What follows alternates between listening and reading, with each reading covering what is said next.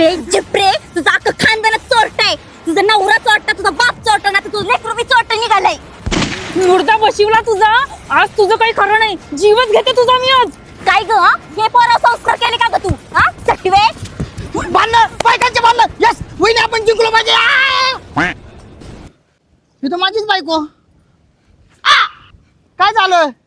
अहो आपल्या पप्प्यानं ह्या बाईच्या बागेतलं एक नारळ घेतलं. त्याला घालून पाडून बोलली आपल्या पप्प्याला.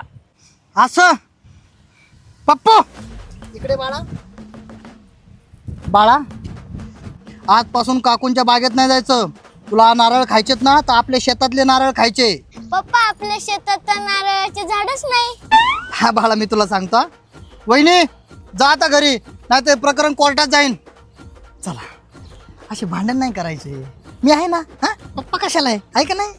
हे बघ आपण आलोय उरुळी कांचन मधील डोंबे बंधूंच्या कृष्णा नर्सरीमध्ये. आणि ही बघ ही मोठी झाडं नारळांची. बाई खरंच किती मोठी मोठी झाडं आहेत. बरं का पप्पू आपल्या शेतात आपण लावणार ही झाडं. तर मी आलोय माझ्या फॅमिलीला घेऊन आपल्या उरुळी कांचन येथील डोंबे बंधूंच्या कृष्णा नर्सरी येथे. इथे 1 ते 6 वर्षापर्यंतची सगळी फळझाडे मिळतात. फळांची निगा कशी राखायची याचे योग्य मार्गदर्शनही देतात. आजच संपर्क करा आपल्या डोंबे बंधूंना.